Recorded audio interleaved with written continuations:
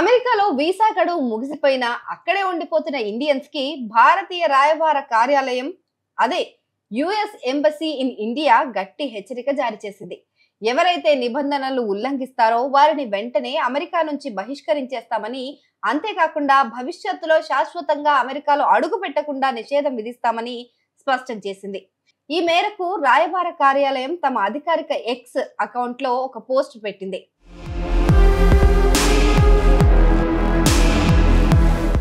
Tourist visa, student visa, work permit వంటి వివిధ రకాల వీసాలపైన అమెరికా వెళ్లిన భారతీయులందరూ ఈ హెచ్చరికను తప్పకుండా గమనించాలి. ఒకసారి అమెరికా ప్రయాణం పైన నిషేధం పడితే భవిష్యత్తులో అక్కడ చదువుకోవాలన్నా, ఉద్యోగం చేయాలన్నా లేదా వ్యక్తిగత పనుల మీద వెళ్లాలన్నా సరే అది తీవ్రంగా ప్రభావితం చేసే అవకాశం ఉంటుంది. ఒకవేళ అనుకోకుండా వీసా గడువు ముగిసిన తర్వాత అమెరికాను వీడటానికి ఇబ్బందులు ఎదురైతే గనక చట్టపరమైన సమస్యల్లో చిక్కుకోకుండా వెంటనే United states citizenship and immigration services ని కన్సల్ట్ అవ్వండి. సో అక్కడ అధికారులు మీకు ఒక సలహాను సూచిస్తారు. ఇదిలా ఉండగా అమెరికాలో వీసా గడువు ముగిసినా ఇంకా ఉంటున్న వాళ్ళందరూ వెంటనే దేశం విడిచి వెళ్లిపోవాలని అక్కడి హోంల్యాండ్ సెక్యూరిటీ విభాగం ఇదివరకే చాలా సార్లు హెచ్చరించింది.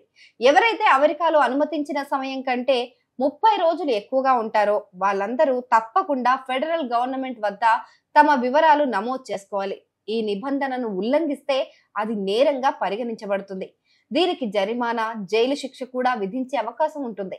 కాబట్టి ఇప్పుడే స్వచ్ఛందంగా వెళ్లిపోవడం మంచిది అని హోంల్యాండ్ సెక్యూరిటీస్ ఇదివరకే స్పష్టం చేసింది.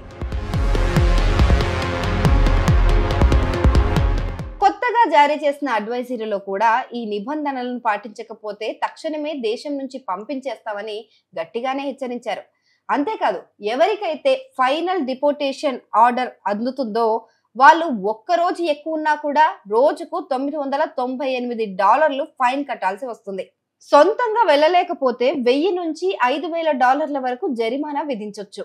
తీవ్రమైన సందర్భాల్లో జైలు శిక్ష కూడా పడే అవకాశం ఉంటుంది. ఇక భవిష్యత్తులో చట్టపరమైన మార్గాల ద్వారా కూడా అమెరికాలోకి ప్రవేశం లభించదని రాయబార కార్యాలయం తేల్చి చెప్పేసింది.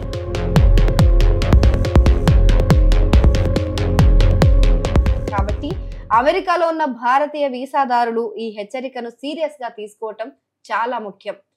వీసా గడువు ముగియక ముందే తిరిగి ప్రయాణం చేయడం లేదా ఏదైనా సమస్య ఉంటే వెంటనే సంబంధిత అధికారులను సంప్రదించడం మంచిది.